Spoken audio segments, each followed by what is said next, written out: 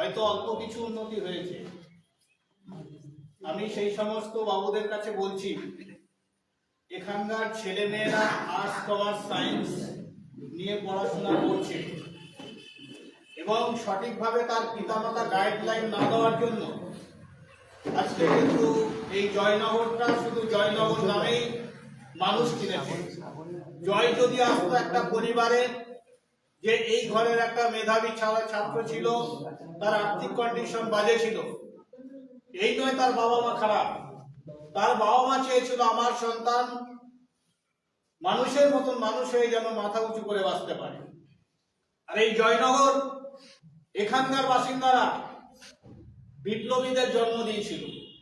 আর সেই জয়নগরকে যদি কেউ মনে করে যে এটা জঙ্গলের রাজত্ব, কেউ যদি মনে করে যে এটা জয়নগরের দলিত, মুসলিম, আদিবাসী বা অন্যান্য সমাজের মানুষ যারা বসবাস করে তারা কিছু জানে না, বোঝে না, এটা ইতিহাস কিন্তু বলে না। কিন্তু একটা শ্রেণীর মানুষ বলে, যারা মানুষকে ঠকায়, মানুষকে নিয়ে যারা ব্যবসা করে। আর সবচেয়ে বড় ব্যবসা আজকে গোটা ভারতবর্ষে, পশ্চিমবাংলার বুকে, সেটা হচ্ছে রাজনৈতিক ব্যবসা। আর এই রাজনৈতিক ব্যবসার মধ্যে আপনি আদিবাসী বলুন, আপনি মুসলমান বলুন, আপনি হিন্দু বলুন, আপনি মুসলমান বলুন, আপনি খ্রিস্টান বলুন, দেখবেন মাথা নিচু করছে অপ্রিয় মানুষদের কাছে। আমাদের কাছে মনে হয়েছে এই জয়নগরে কিছু স্টুডেন্ট আমার সাথে সাক্ষাৎ করতে গিয়েছিল। কারণ কোনো কিছু একটা করতে গেলে তার পরিকল্পনা করতে হয়। ভাই, আপনারা যদি কেউ 2024 ভেবে থাকেন, আমরা 2035 পর্যন্ত ভাবনা চিন্তা করে নামি। যখন আমাদের কানে এসেছিল এই ভারতবর্ষকে হিন্দু রাষ্ট্র করা হবে, একদিনের কথা নয়, তারা প্রায় 75 বছর পরে তারা ডিক্লেয়ার করতে বাধ্য হয়েছিল যে এবার হিন্দু রাষ্ট্র গঠন হবে। এবং দালালি কে করবে? আদিবাসী সমাজের লিডাররা করবে। দালালি কে করবে? মুসলমান সমাজের লিডাররা করবে। দালালি কে করবে? দলিতদের পক্ষ থেকে যারা লিডারশিপ করবে তারা করবে। এবং তারা যখন ঘোষণা করতে চাইছে, মোহন ভাগবত আরএসএস এর যিনি প্রধান ব্যক্তি, যে আমরা কিছুদিন পরে ঘোষণা করব এই দেশটা হিন্দু রাষ্ট্র হবে। अरे देश क्या तेरा बाप के है हिंदू राष्ट्र बनाने के लिए आप आवाज उठा रही है? इस देश के लिए आजादी दिया किसने दिया? सबसे ज्यादा कौन समाज ने दिया? आदिवासी समाज या मुस्लिम समाज ने। आजादी के बाद क्या मिला? यही तो देश का लड़ाई। आज इस जंग में जो जिंदगी को बाजी रख के हार को जो जीत, गुलाम को जो राजा बना के दिखा दिया, वो चंद्रशेखर आजाद, उनको चरणों में शत शत कोटि प्रणाम है। পশ্চিম বাংলাকে দেখে মানুষ ভাবতো যে সূর্যের দেশ। আজকে সেই পশ্চিম বাংলাকে বাইরের রাজ্যে গেলে কি বলে জানেন? যে আপনাদের ওখানে তো শিশুরা ধর্ষিত হয়, নারীরা খুন হয়, শিক্ষকরা গলাধাক্কা খায়, আপনাদের রাজ্যে কি চলছে? আপনারা তো আমাদেরকে শিখিয়েছিলেন রাজনীতি মানে শ্রেষ্ঠ নীতি। রাজনীতিতে, যে রাজনীতিতে অন্ন, বস্ত্র, বাসস্থান, কর্মসংস্থান, শিক্ষা ব্যবস্থা পাওয়া যায়, আজকে সেই পশ্চিম বাংলা, আজকে গোটা ভারতবর্ষের বুকে দাঁড়িয়ে পশ্চিম বাংলারা মাথা নিচু করা ছাড়া কোনো জায়গা নেই। করছে কারা? এখানকার রাজ্য যারা দেশ চালাচ্ছে। এর জন্য লজ্জিত আমাদের রাজ্যে। আমরা সিপিএম, টিএমসি, বিজেপিকে দোষ দিচ্ছি না। পার্টির একটা ম্যানিফেস্টো থাকে, তার ইশতেহার থাকে, সেই ইশতেহারের বাইরে সে কোনোদিন কোনো কাজ খারাপ করতে পারবে না। কারণ আমরা যে পার্টিগুলো পরিচালিত করি সেটা সংবিধানের মর্যাদার উপরে দাঁড়িয়ে, মৌলিক অধিকারের উপরে দাঁড়িয়ে। কিন্তু ব্যক্তি যদি খারাপ হয়, আপনি কি করবেন? আপনার ঘরের ছেলে এবং মেয়ে নিয়ে একটু আমি উদাহরণ দেই। আপনার যদি দুটো সন্তান থেকে, একটা ছেলে একটা মেয়ে, আপনি আপনার মেয়েকে বলবেন এই সূর্য ডোবার সাথে সাথে, যদিও বাড়িতে না ফেরে 7টা কি 7:30 বাজে, ওই পেতে দেবেন, এ মা তুই কোথায় গিয়েছিলি? এত রাত হয়েছে, বাড়িতে ফিরিসনি তো? বাড়িতে ফেরার কথা তো। কিন্তু এখন একটা ছেলে যখন রাত 12টায় ফেরে, তখন যার বাবা যদি জিজ্ঞাসা করে বাবা কোথায় গিয়েছিলে, বাবা বেশি কথা বলবে না, বন্ধুদের সাথে আড্ডা দিচ্ছিলাম, জুয়া মদ খেয়ে বাড়ি ফিরছি, বেশি বাড়াবাড়ি করলে মাথা ফাটিয়ে দেবো। এই তো পরিবারের আজকে শিক্ষা। আমরা কোন সমাজে বসবাস করছি? চন্দ্রশেখর আজাদ বলেছেন, যদি আজাদ সমাজ পার্টির সদস্য হন, আপনাকে ডিসিপ্লিন মানতে হবে, আপনাকে পরিষ্কার পরিচ্ছন্ন হতে হবে। কারণ আপনাকে দেখে মানুষ সম্মান করবে, আপনাকে দেখে জীবজন্তুরা আপনার পাশে এসে দাঁড়াবে।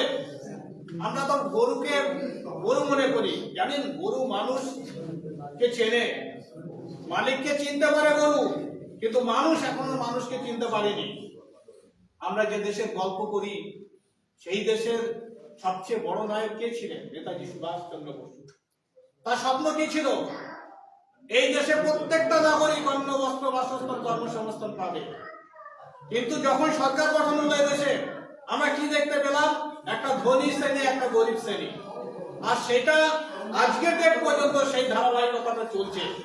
চন্দ্রশেখর আজাদ তিনি এই ধারাবাহিকতাটা থামাতে চাইছেন, শুধু একটি রাজ্য থেকে নয়, তিনি হাত বাড়িয়েছেন পশ্চিম বাংলার কাছে যে আসুন, আমার যে স্বপ্ন, বাবা সাহেবের যে স্বপ্নটা ছিল সেটা বাস্তবে পরিণত করার জন্য অন্তত একটু হাত বাড়ান। আর এই চন্দ্রশেখর লড়াই আন্দোলনে আমরা দেখতে পেয়েছি তিনি গুলিবিদ্ধ হয়েছিলেন, তিনি সমাজের কাছে অপমানিত হয়েছিলেন, তিনি যে চামার সমাজের মানুষ, তাকে ছোট লোক বলা হয়েছিল। কিন্তু চন্দ্রশেখর আজাদ তিনি কি ভেবেছিলেন জানেন? যে আমি বাবা সাহেব আম্বেদকরের আদর্শের সন্তান, আমার কাছে আর্টস, কমার্স, সায়েন্স আছে এবং আমি পড়াশোনা করা একজন অ্যাডভোকেট সুপ্রিম কোর্টের, আমাকে হারাতে গেলে আপনি হেরে যাবেন। তাই চন্দ্রশেখর আজাদ তার সমাজের মানুষের কাছে বলেছিল যে তোমরা আমাকে একবার সুযোগ দাও। রাজনেতা হতে গেলে তার কিছু মানসিকতা থাকা দরকার আছে। রাজনৈতিক লিডারের চিন্তা চেতনা, তার শুভবুদ্ধি সম্পূর্ণ মানুষ কিভাবে গড়তে হয় তিনি তৈরি করে দিয়েছেন। এবং গোটা ভারতবর্ষে যখন চন্দ্রশেখর আজাদ এরকম রাজ্যে রাজ্যে গিয়েছেন, একটি মানুষও তিনি সঙ্গে তখন পাননি। যখন চন্দ্রশেখর আজাদ স্বপ্ন দেখলেন, এই আজকে আমার টেবিলে যারা আছে আপনারা একটু চোখ দিয়ে দেখুন তো, এরা কোন টেবিলে গিয়ে বলতে পারবে যে আমাকে স্বাধীনতা দিন? তাদেরকে দুচ্ছাই করে তাড়িয়ে দেবে। তার কারণ কি জানেন? তার কারণ এনার পিছনে কোনো মানুষ নেই। তারা জানে যে এই মানুষটা সব মানুষ হতে পারে, অন্যায়ের বিরুদ্ধে লড়তে পারে। একটা পুলিশ প্রশাসনে যিনি আইসি বা ওসি আছেন তিনি ভয় পান, কিন্তু ও ওসি বা আইসি তিনি জানেন এই মানুষটা সৎ হলেও তার পিছনে মানুষ নেই বলে ভয় পাবে। আজকে এই মানুষটার পিছনে যদি 10টা মানুষ দাঁড়িয়ে যায়, এই জয়নগরে যত প্রশাসনের মানুষ আছে তারা ভয় পাবে, সম্মানের ভয় করবে। আজকে এই পশ্চিম বাংলার বুকে আমরা স্বপ্ন দেখেছিলাম বহুদিন ধরে যে দলিত, মুসলিম, আদিবাসী একটা ঐক্যের ভাব তৈরি হোক। আর সেই রাস্তাটা তৈরি করেছিলেন আমাদের গোটা ভারতবর্ষের এই চন্দ্রশেখর আজাদ, যাকে আদর্শ গুরু ভাবেন। তিনি হচ্ছেন 1 নম্বর ডক্টর আম্বেদকর, আর 2 নম্বর হচ্ছে কাশিরামজি। কাশিরামজি তিনি স্বপ্ন দেখেছিলেন যে হিন্দু মুসলমান যে দাঙ্গাগুলো হচ্ছে, এই দাঙ্গার বিকল্প কি আছে। তিনি সম্প্রীতির বার্তা ছড়ালেন। কি করলেন? নৌশ ভোজের ডাক দিলেন, আসুন আমাদের একটা বার্তা আপনাদের কাছে শোনাতে চাই। মানুষ বাঁচতে গেলে তো খাদ্য প্রয়োজন। আর আজকের এই বর্তমান যুগে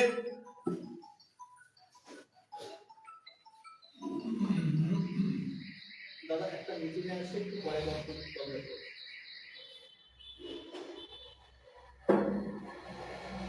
চন্দ্রশেখর আজাদ তিনি লক্ষ্য করলেন যে আপনি যদি ভালো কাজ করেন তাহলে ভালো মানুষের আদর্শকে আপনাকে মানতে হবে। আপনি যদি খারাপ কাজ করেন তাহলে খারাপ মানুষের আপনাকে সঙ্গে যেতে হবে। চন্দ্রশেখর আজাদ তিনি পশ্চিম বাংলার বুকে যখন পা রাখলেন, আমার প্রথম দেখাতেই যখন তিনি হাত বাড়িয়ে হ্যান্ডসাপ নিলেন, তো আমাকে বলছেন যে মিস্টার মাহাতো, मुझे ना लड़ने का डर है ना मरने का डर है। मुझे पता है मैं मरूंगी, आज नहीं तो कल मरेंगे, लेकिन मरने से पहले मैं क्या इंसान हूं वो दिखाना चाहता।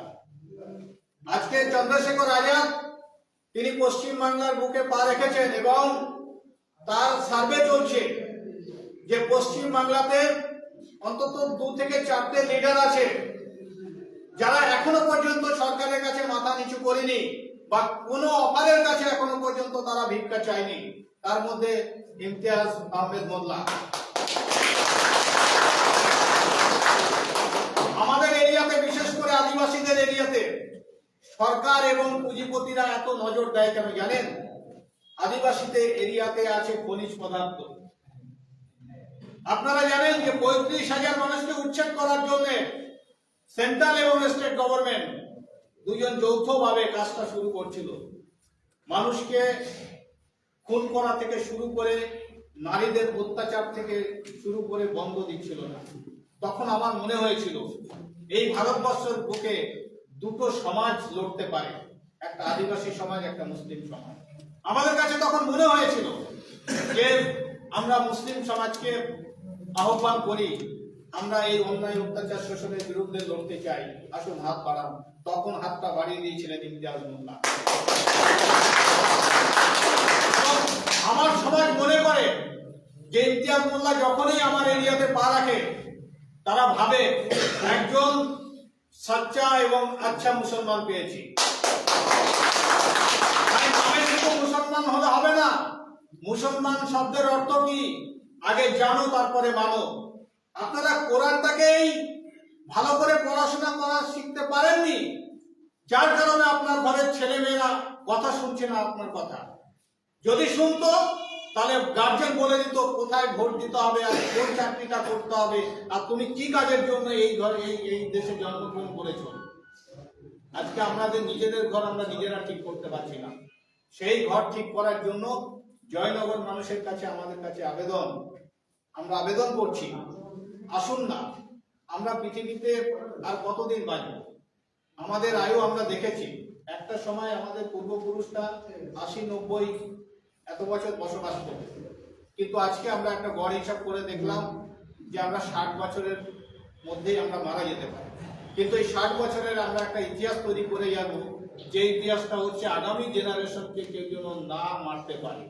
আর এই মারার পরিকল্পনা আজকে দেখুন, আপনাদের দুটো লড়াই আছে এখানে মুসলমান সমাজে যারা বসবাস করে।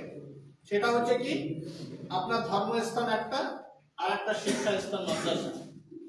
আপনারা জানেন আজকের যে ডেটে যেখানে শিক্ষা, যেখান থেকে মানুষ শিক্ষা লাভ করে, সেই মাদ্রাসা আজকের কমতে কমতে কোন জায়গায় দাঁড়িয়েছে?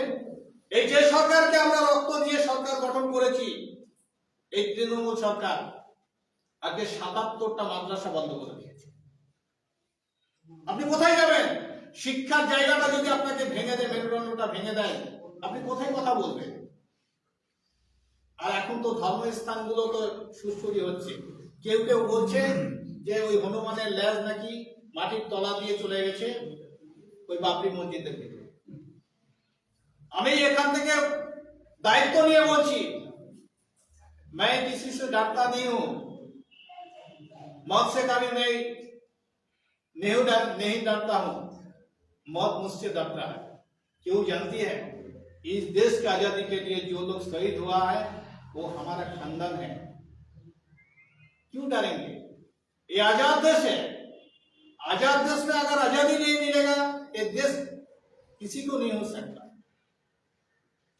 आज के दिन আরএসএস, বিজেপি এই দলটা আদর্শ দল, কিন্তু যে বক্তব্য রাখছে গোটা ভারতবর্ষের বুকে, একটা মানুষ অন্যায় করলে সেই মানুষটাকে মেরে ফেলে দিতে হবে। আরে সংবিধান তোমাকে সেই শিক্ষা দিয়েছে নাকি? সংবিধান বলেছে আপনি যত বড়ই ক্রিমিনাল হন না কেন, আইনের যে প্রসিডিওর আছে সেই প্রসিডিওর মাধ্যমে আপনি শাস্তি পাবেন। আপনি বলেন কি? আমরা শুভেন্দুকে খুব সম্মান করি, একজন রাজনৈতিক লিডার, কিন্তু গত 2 দিন ধরে যে বক্তব্য রাখছে, আমি গত পরশু দিন আমি কথা বললাম যে আপনি কি পাগল হয়ে গেছেন নাকি? আপনি কি বক্তব্য রাখছেন? আরে এই দেশটা, যে দেশের বিরুদ্ধে কথা বলছে ওই বাংলাদেশ হচ্ছে আমাদের বুকের কলিজা। ওই পাকিস্তান যেটা বলছেন ওটা ভারতের মাটি, আমরা অখণ্ড ভারতবাসী। আপনি কি শিক্ষা দিচ্ছেন রাজনীতি থেকে যে ওখানকার হিন্দুরা অত্যাচারিত হচ্ছে, আমরা এখানে মুসলমানদেরকে অত্যাচার করব? আজ আপনার রাজনৈতিক ওই ম্যানিফেস্টোতে কি লেখা আছে ইস্তেহারে বিজেপি? এই রিপোর্টটা তো পশ্চিমবাংলার, আমরা সেন্ট্রালের যারা বিজেপি করে তাদের কাছে একটা লিখিত বয়ান দিচ্ছি যে এই ধরনের লিডার যদি দ্বিতীয়বার এরকম বক্তব্য রাখে ওকে ইমিডিয়েট 24 ঘন্টার মধ্যে অ্যারেস্ট করতে হবে। আর যদি না করেন আমরা আদিবাসী সমাজের পক্ষ থেকে বলছি যে আমরা ওই জঙ্গলে যখন শিকার করতাম না তখন দেখতাম না কোনটা বাঘ, কোনটা হনুমান, কোনটা বিড়াল, কোনটা পাখি, আমরা শিকার করে নিতাম। ঠিক আমরা ওদেরকে শিকার করতে কিছু পাবোই না। শুভেন্দু অধিকারী বেশি পড়াশোনা ব্যক্তি নয় যে উনি যা বলবেন আমাদের মাথা নিচু করে শুনতে হবে। উনিও হিন্দু, আমরাও হিন্দু। হিন্দু একজন হিন্দু আরেকজন হিন্দুকে মারতে পারে না, একজন হিন্দু আরেকটা মুসলমানকে মারতে পারে না। তাই তো রবীন্দ্রনাথ ঠাকুর 1905 সালে আমাদেরকে রাখি বন্ধন শিখিয়েছিলেন, মুসলিম এবং আদিবাসী এবং হিন্দু একে অপরের গলায় লাগাও। আর মুসলমান হতে গেলে আমি মুসলমানের যে রূপ চেহারা দেখেছি, তারা মানুষকে দেখলে বুকে আঁকলে নেয়। আরে আপনার মধ্যে ইমাম দুটো রকম হতে পারে, হয় আপনার ভালো হবে নয় খারাপ হবে, আপনি যেটা ব্যবহার করবেন সেটাই তো পাবেন। আজকে যে সংবিধান, এই সংবিধানকে বিজেপি এবং তার কিছু রাজনৈতিক দল বলছে সংবিধান চেঞ্জ করতে হবে, সংবিধান পরিবর্তন করতে হবে। আরে সংবিধান পরিবর্তন যারা ডাক দিচ্ছেন শুনে রাখুন, এখানে যারা এসেছেন একটু মনোযোগ দিয়ে শুনবেন। এই কোরআন শরীফকে সম্মান জানিয়েছে সংবিধান। আজকে হিন্দুদের যে ধর্মগ্রন্থগুলো বলছে এই সম্মান জানিয়েছে সংবিধান। আর সংবিধানটা যদি না থাকে, একদম ছোট্ট এক্সাম্পল, আপনি একজন মানুষ, আপনার এখান থেকে এই জিনিসটা যদি না থাকে আপনার কি পরিচয় হবে? আজকে দেশ পরিচালনা হয় সংবিধানের মাধ্যমে, আর সেই সংবিধানটাকে আপনারা বলছেন পুড়িয়ে দেবো, জ্বালিয়ে দেবো। এ কোন ধরনের চরিত্র? আপনাকে আগে রাজনীতি করতে হবে না আমার দলে, কিন্তু যে বক্তব্য তারা রাখছে আপনি রাস্তায় নামুন, বলুন যেই বক্তব্য ভালো নয়, আমি বিজেপি সমর্থিত, কিন্তু যে বক্তব্য শুভেন্দু অধিকারী রাখছে আমার গ্রামে ঢুকতে দেবো না। দিলীপ ঘোষ একটা সময় মুসলমানদেরকে বলতো কাটতো, কাবাব কেটে ফেলবো, এ করবো। আমি একটা চায়েকে চর্চা হচ্ছিল, আমার ওখানে মুসলিম আদিবাসী সবাই বসবাস করে, আমি বলছি চলুন না আমার এরিয়াতে একবার চায়ের চর্চা। ওর পাশা লাল করে ছেড়ে দিয়েছে, ওখানকার আদিবাসীরা আর্টস কমার্স সায়েন্স নিয়ে পড়াশোনা করে ছেলে মেয়ে। আমরা ওই সম্মানের সাথে দায়িত্ব নিয়েছিলাম যে পশ্চিম বাংলাতে টিএমসি নয়, কমিউনিস্ট পার্টি যারা দেশকে সব থেকে মজবুত সংগঠন তৈরি করতে পারে, সেই কমিউনিস্ট যখন আদিবাসীদের অত্যাচার করছে তার জন্যই আমরা পরিবর্তন চেয়েছিলাম, একটা রাজনৈতিক দল হোক। আজকে আমরা কি দেখতে পেলাম? এই 2011-এর পর থেকে একটা রাজনৈতিক দল আজকে প্রত্যেক দিন মুসলিম আদিবাসীরা অত্যাচারিত হচ্ছে, আর আমরা হাততালি দিচ্ছি মমতা ব্যানার্জি জিন্দাবাদ, বিরাদা জিন্দাবাদ। আর আমাদের এখানে যারা এন্টি সোশ্যাল, এই মুসলমান সমাজ থেকে তো লিডারশিপ হয়েছে, আদিবাসী সমাজ থেকে তো লিডারশিপ হয়েছে, তারাও হাততালি দিচ্ছে মমতা ব্যানার্জি জিন্দাবাদ। কিন্তু মমতা ব্যানার্জি যখন আমাদের সাথে ফেস করছে লিগাল সাইডে, মমতা ব্যানার্জি কিন্তু মাথা নিচু করছে যে আমার দলের কেউ যদি কোনো প্রতিনিধি এই ধরনের কথা বলে থাকে আমি ক্ষমা চাইছি। মমতা ব্যানার্জি জানে সংবিধানটা কি জিনিস আছে। কিন্তু একটা গুড নিউজ জানিয়ে রাখি, গোটা ভারতবর্ষকে রক্ষা করার জন্য একটাই মাত্র পার্টি এখন সমস্ত মানুষের মুখে চোখে, শুধু কথাই নয় বাস্তবে, যে চন্দ্রশেখর আজাদ তিনি ভারতবর্ষকে একটা পথে নিয়ে যাচ্ছেন। কারণ যে সুশিক্ষিত সমাজ ছিল, একটু কথা কম বলবেন নাহলে আমি বক্তব্য সময়টা কম নেব। চন্দ্রশেখর আজাদ একটি স্বপ্ন দেখেছেন যে আমাদের দেশে স্বাধীনতার যারা রক্ত দিয়েছিল যে সমাজ, সেই সমাজ আজকে বইতে চাইছে।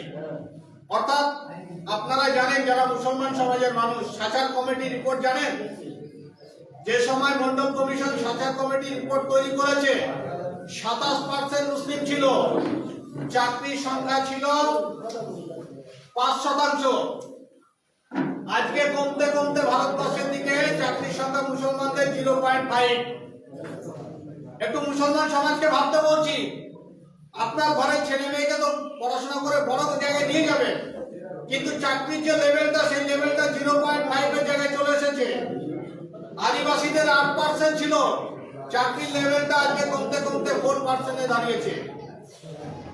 তাই জয়নগরবাসীর কাছে আমি আবেদন করছি যে আজাদ সমাজ পার্টি আমরা পশ্চিমবাংলাতে একদম জেলা স্তর নয়, গ্রাম পঞ্চায়েত থেকে আমরা আর্টস কমার্স সায়েন্সের ছেলে মেয়েদেরকে নিচ্ছি, আর পাশাপাশি রাখছি কিছু সৎ মানুষ যারা পড়াশোনার কলম চালাতে জানে না কিন্তু সঠিক জ্ঞান বিচার তাদের মধ্যে আছে। একটা ধারে কাটবে একটা ধারে কাটবে, সেইভাবে আমরা রাস্তাটা তৈরি করছি। আর এখানে যে প্রশাসন ঘুরে বেড়াচ্ছে, যে থানা বলুন কোর্ট বলুন, এনি কেস আমার ঘরের ছেলে মেয়েদের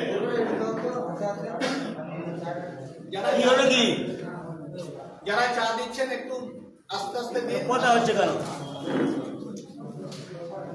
আমরা এই বডি কমিটি হয়ে গেলে আমরা প্রশাসন লেভেলের সাথে বলবো, ওসিআইসি কে ভয় পাওয়ার কোনো কারণ নেই। এখানে রুলামিন ভাই বলছে আমাকে 50 বার ফোন করছে, আইবি থেকে শুরু করে ডিআইবি এবং পুলিশ প্রশাসন। ভাই আপনি লিডার, আপনাকে তো ফোন করে বিরক্ত করবে যাতে মিটিংটা না হয়। আর প্রশাসন লেভেল খবর নিয়েছে গত 2 দিন ধরে যে বীরেন্দ্রনাথ মাহাতো আবার ময়দানে নামছে পশ্চিমবাংলার বুকে। না সিপিএম এর দালালি করবে, না টিএমসি, না বিজেপি। এবার যে পার্টিটায় তিনি অংশগ্রহণ করেছেন সেই পার্টিটা পশ্চিমবাংলায় খুব তাড়াতাড়ি জায়গা করে নেবে। আর মমতা ব্যানার্জি আইবি ডিপার্টমেন্ট থেকে খবর নিয়েছে যে টিমটা আমাদের গঠন হচ্ছে সেই টিমটার এক একটা মুখ এক একটা নক্ষত্র। মনে রাখবেন এখানে সংখ্যায় আপনারা কম হতে পারেন, একটা ছেলেকে যদি এখানে প্রশাসন থেকে পলিটিক্যাল লিডার আঘাত করে, আমার বাড়ি হরিণঘাটা, দেখবেন জাতীয় সড়ক বন্ধ হয়ে যাবে।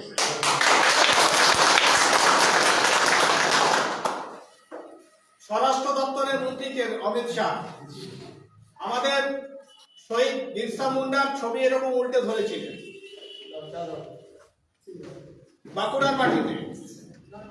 আমরা অমিত শাহকে ওই এরিয়াতে বিজেপির যত প্রোগ্রাম ছিল আমরা ক্যান্সেল করেছি। পুলিশ প্রশাসনকে বলেছি একটা যদি প্রোগ্রাম হয় 4টে আদিবাসী শহীদ হবে, কিন্তু প্রোগ্রাম হবে না।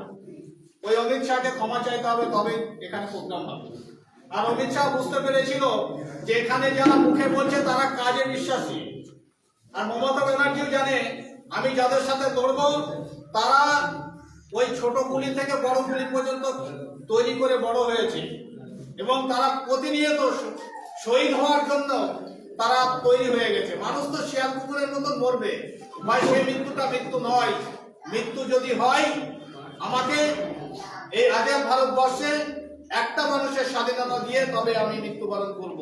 ঠিক তেমনি আজাদ সমাজ পার্টির আজকে যে কর্মী সম্মেলন, এই কর্মীদের কাছে বলছি আপনার অন্ন বস্ত্র বাসস্থান কর্মসংস্থান শিক্ষা ব্যবস্থায় কোন রকম যদি জিজ্ঞাসার চিহ্ন থাকে আমরা আপনাদেরকে সহযোগিতা করব। আর জীবন মানে প্রতিযোগিতা নয়, জীবন মানে সহযোগিতা। আমরা আজাদ সমাজ পার্টি সেই সহযোগিতার কথা বলবো, আর সেই সহযোগিতা অধিকার দিয়েছে আমার সংবিধান। এবং এই সংবিধানের যে আর্টিকেল গুলো আছে, এখানে অ্যাডভোকেট সাহেব আছে, আমরা এরকম প্রত্যেকটা সাব ডিভিশনে 4 জন করে অ্যাডভোকেট রাখছি। বলছে না গাঁজা কেস দেবো, আর্মস কেস দেবো, কালকে জেলে ঢোকাবে, পরশুদিন বের করার মতন ক্ষমতা আছে, নাহলে ওই থানাটাও থাকবে না। যারা যেখানে যে আইসি ওসি বা এখানে কমিশনার, ওরা আমাদের সঙ্গে মেলামেশা করেছে, আমরা কি জিনিস তারাও জানে, আমরা কোন ধরনের জিনিস সেটা ভালো করে তারা শিক্ষা নিয়েছে। আমাদের আদিবাসী কিছু অনুষ্ঠানে ইমতিয়াজ ভাইকে নিয়ে গিয়েছিলাম। আমার আদিবাসী মা বোনেরা বলে যে আপনি তো ইমতিয়াজ ভাইকে ভুলে গেলেন, তারপরে তো ভাইজানকে নিয়ে এলেন। আমি বলেছি ভাইজানকে কেন নিয়ে এসেছিলাম জানেন? ওই বাবরি মসজিদের পরে একজন আরএসএস এর বন্ধু, আমার খুব ভালো বন্ধু, সে বলছে ফুলপুরা শরীফ নাকি তার ঠাকুরদার অংশ আছে, ওখানে জোর করে তারা বসেছে। আমি বললাম যে ফুলপুরা একটি ধর্মস্থান, সেটা আঘাত করা মানে সংবিধানকে আঘাত করা। ওই বংশের ছেলেকে নিয়ে এসেছি এই নয় রাজনীতি তাকে এমএলএ এমপি বানাবো। সেখানে যাতে অত্যাচার হলে আমি যাতে প্রতিবাদ করতে পারি, আমার আদিবাসীরা 3 ধনুক নিয়ে পুলিশের সামনে বলতে পারে যে এটা সংবিধান স্বীকৃতি দিয়েছে এখানে যেন একটা ইটও না খসে, যার কারণে ভাইজানকে আমি এই জায়গাটা দান করিয়েছিলাম। আর ভাইজানের মানুষজন কোথাও কোথাও বলে বেড়াচ্ছে যে বীরেন মাহাতোকে মনে হয় অফার দিয়েছে বিজেপি। সত্যি তো অফার দিয়েছিল, আপনি 3 কোটি টাকা নিয়ে নিন, আপনার ছেলে মেয়ে সংসার ভালোভাবে চলে যাবে। আরো বড় বড় অফার এসেছিল যে আপনি 6 কোটি নিয়ে আপনি বসে যান, আপনাকে চিল্লাতে হবে না। ভাই, আমি জোন খাটা থেকে শুরু করে কলম চালানো আমার বাবা মা শিখিয়েছে, মাথা নিচু করতে আমি শিখিনি। অন্যায়কে আমি প্রশ্রয় দেই না, আর আমার টিমে যারা অন্যায় করবে আমি একবার করে শুধরানোর সুযোগ দেব, দ্বিতীয়বার আর শুধরানোর সুযোগ দেব না। কারণ আজাদ সমাজ পার্টি পুলিশ প্রশাসনে যারা হেড অফ দা কন্ট্রোল চালায় তারা কিন্তু বলছে এদের কর্মীরা এতটাই নিখুঁত হবে এবং এদের কর্মীরা এতটা চিন্তাশীল হবে যে একটা নারী যদি রাত 12টায় বিপদে পড়ে, আজাদ সমাজ পার্টির একটা সদস্য যদি ফোন পায় যে ওই বোনটা আমাদের ওই জয়নগর স্টেশন থেকে বাড়ি ফিরতে পারছে না, কিছু মদ্যপান দুষ্কৃতী আক্রমণ করেছে, আমার আজাদ সমাজ পার্টির একজন কর্মী যাবে, আমরা তারও ট্রেনিং দিয়ে দেব, সেই বোনটাকে রক্ষা করে তার বাড়ি পর্যন্ত পৌঁছে দেবে। যেটা পুলিশের করার দরকার, পুলিশ আজকে বলছে আপনার সৈনিক আমার সৈনিক যদি যোগ থাকে, এখানে যারা 31 সালের লিডার হিসাবে আছে 2026-এর সমস্ত নাম তাদের ঘোষণার আগে ইলেকশন কমিশনের সাথে কথা হচ্ছে যে ইলেকশন কমিশন আপনি দায়িত্ব নিয়ে প্রত্যেকটা এরিয়াতে মুসলিম এবং আদিবাসীদের হত্যা করছেন যারা রাজনৈতিক লিডার, এটা বন্ধ হোক, নাহলে আপনি রাজনৈতিক এই ঘোষণা করতে পারেন না। কারণ ইলেকশন কমিশনও আজকের কমিশনের যারা দায়িত্ব পেয়েছে তারা বুঝে গেছে আজাদ সমাজ পার্টি মানুষকে হত্যা করার জন্য জন্মগ্রহণ করেনি। রাজনৈতিক করতে গেলে মানুষের ভোটের একটা অধিকার আছে, সেই অধিকারটা মানুষকে পৌঁছে দিতে হবে। কিন্তু আজকে জয়নগরে আমরা কি দেখি, মানুষ ভোট দিতে পারছে না, কার অত্যাচারে? ওই এন্টি সোশ্যাল অত্যাচারে। তাহলে পুলিশ প্রশাসন আপনি কি চুরি করে বসে আছেন? আমরা আজাদ সমাজ পার্টির একজন কর্মী নমিনেশন জমা দেবে, আমার আজাদ সমাজ পার্টির একজন লিডারকে গায়ে হাত দিতে গেলে ওই এন্টি সোশ্যাল কেন? ওর বাবা মা ভয় পাবে, জন্মদাতা বাবা মা। কারণ আজাদ সমাজ পার্টি সে সংবিধানটাকে ফলো করছে এবং এই সংবিধান না জানার জন্য আমাদের দলিত মুসলিম আদিবাসীরা আমরা কিন্তু আজকে পরাজিত হচ্ছে। আমরা টিভিতে যে চ্যানেলগুলো আছে, মেয়েরা তো অনেক সিরিয়ালে ভক্ত, আমরা একটা চেষ্টা করছি যে সংবিধানটাকে ওই টিভির মাধ্যমে 1-1.5 ঘন্টা ধরে প্রশিক্ষণ হোক, প্রত্যেকটা ছেলে মেয়ে জানতে পারুক আর্টিকেল কত নম্বরে আপনাকে কেস দিয়েছে এবং এই কেসের তার কতদিন আছে, এইগুলো জানতে পারলে উকিল আপনাকে ঠকাতে পারবে। কারণ যে উকিলটা আপনার পরিবার থেকে জন্মগ্রহণ করেছে তার বাবা মা তাকে শিক্ষা দিয়েছে যে তুমি 13 লাখ টাকা দিয়ে পড়াশোনা করে কমপ্লিট করেছো, তোমাকে 26 লাখ টাকা ইনকাম করতে হবে, সে মিথ্যা কথা বলে হোক আর সত্যি কথা বলে হোক। আমরা এমন কিছু উকিল চয়েস করছি যারা ফ্রি অফ কস্টে আজাদ সমাজ পার্টির সদস্যদেরকে বাঁচানোর জন্য তাদের কাজ মেলানোর জন্য তৈরি হয়ে গেছে। ওই কলকাতা শহরকে ওখানে যদি ডাক দেওয়া হয়, আমরা যে পরিবেশটা তৈরি করছি, আস্তে আস্তে ইমতিয়াজ ভাই বলছিল, আমি ইমতিয়াজ ভাইকে বলছিলাম যে আপনার ওখানে 7.5 লক্ষ মুসলিম সমাজের মানুষ আছে, তারা একবারও ভাববে না যে সংবিধানকে যারা ঘুরিয়ে ফেলতে চাইছে। আসুন না আমরা ডিসেম্বরে অথবা শেষ উইকে একটা আওয়াজ তুলি যে এই কলকাতা শহর দলিত মুসলিম আদিবাসীদের রক্ত খানে ঝরা তৈরি, এই শহরে মুসলিমদেরকে বিশেষ করে ছাত্রছাত্রীদেরকে ঘর ভাড়া দেওয়া হচ্ছে না, পড়াশোনা করতে এসেছে কলকাতার বুকে। এত বড় অপমান গোটা ভারতবর্ষের বুকে হয় কি জানা নেই, কিন্তু পশ্চিম বাংলার মাটিতে কে বা কারা করছে তাদের একটা আমরা আঙুল তুলে দেখিয়ে দেই। কোন আদিবাসী কোন মুসলিম ছেলে মেয়েকে যাতে ওই জাত সম্প্রদায় হিসাবে তাকে ঘর ভাড়া দিচ্ছে না। আমরাও আইনটা পড়াশোনা করে শিখে বলছি যে যে ভদ্রলোক ওই আচরণ করেছে সেই ভদ্রলোককে ম্যাক্সিমাম 90 দিন জেল খাটতে হবে। আমরা লিস্ট তৈরি করছি কারা কারা এই জিনিসটা করছে। আমরা এই নয় যে এখানে বক্তব্য দিলাম আর ওই মুড়ির মতন খাওয়া পেলা চলে গেলাম। ভাই, ওই বাড়িতে থাকলেও একটা ফোনে যা কাজ হবে আর স্পটে যখন নামবে পুলিশ প্রশাসন দায়ী থাকবে। আমার একটা ছেলে খুন হয়ে যাবে আর পুলিশ প্রশাসন ওখানে ঘুমাবে, এটা আমি ঘুমাতে দেব না। আর আমি চাইছি এই এলাকায় যত এন্টি সোশ্যাল আছে, আমরা এমন একটা শিক্ষা পদ্ধতি নিয়ে যাচ্ছি, এন্টি সোশ্যাল ব্যক্তিরা এন্টি সোশ্যাল করার মানসিকতা তৈরি করতে পারবে না। কারণ সেই এন্টি সোশ্যালকে কাজে লাগাচ্ছে এই সমাজের রাজনৈতিক লিডাররা। এই সবচেয়ে বড় এন্টি সোশ্যাল এখানে মুসলিম সমাজকে খুঁজে বের করছে।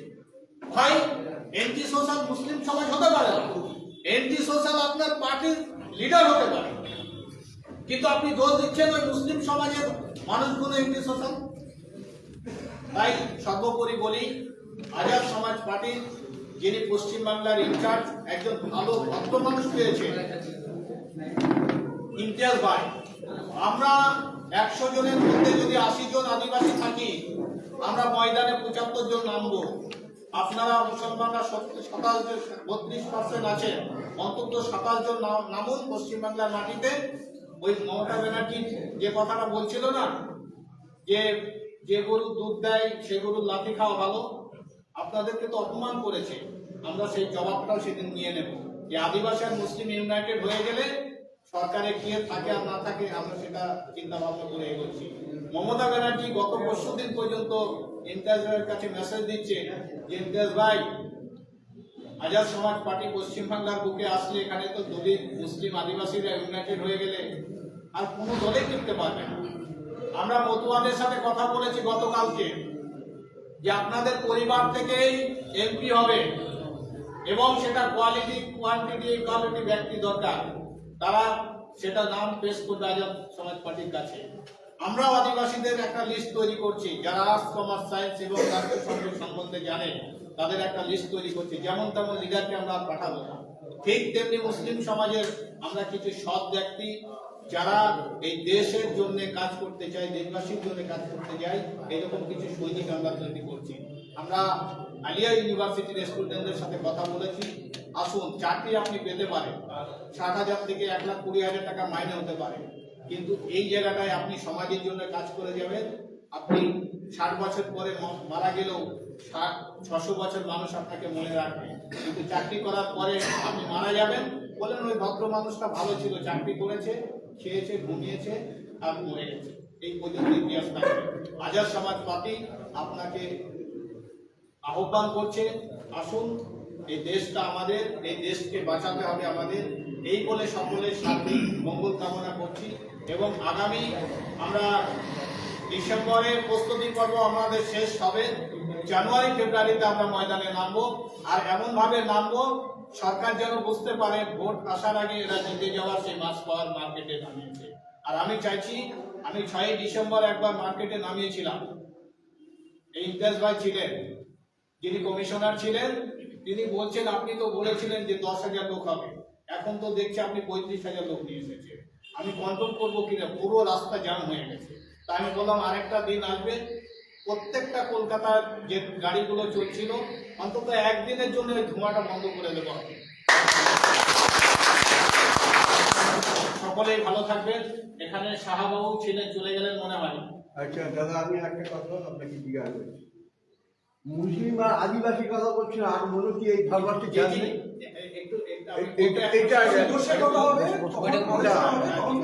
দুটোই জাতের কথা বলছেন আর অন্য আমি ফিনিশিং এখনো আসেনি। আমরা কেন মুসলিম এবং আদিবাসীদেরকে কথা বলছি, এই সমাজ বেশি ফুটবলের মতন লাথি খাচ্ছে। আমরা বাকি ওবিসি সমাজের কাছে আবেদন করছি, সভ্য ব্রাহ্মণ সমাজের কাছে আবেদন করছি, আজাদ সমাজ পার্টি এমন একটি নাম যেখানে দাঁড়িয়ে আপনি বুকে হাত নিয়ে বলতে পারবেন ये देश हमारा है, जमीन हमारा है, जमीन किसी सरकार की बाप के नहीं है। हम राज करेगा तो दलित मुस्लिम आदिवासी मिलकर राज करेंगे, हम राज करेंगे, इस देश के हम नागरिक है, इसलिए हम राज करेंगे। আমি সকলের সার্বিক মঙ্গল কামনা করছি। আমার কথার মধ্যে কোনো মানুষের যদি আঘাত লেগে থাকে নিজের ভাই মনে করবেন, দেশবাসী মনে করে আমাকে ক্ষমা করবেন, আমাকে আরো গাইডলাইন দেবেন আমার ভুল ত্রুটি হলে। আপনাদের ঘরের সন্তান আমি। সকলকে আবার আমার আজাদ সমাজ পার্টির পক্ষ থেকে আজকে কর্মী সম্মেলনকে সম্মান জানিয়ে আমি আমার বক্তব্য শেষ করছি। সকলে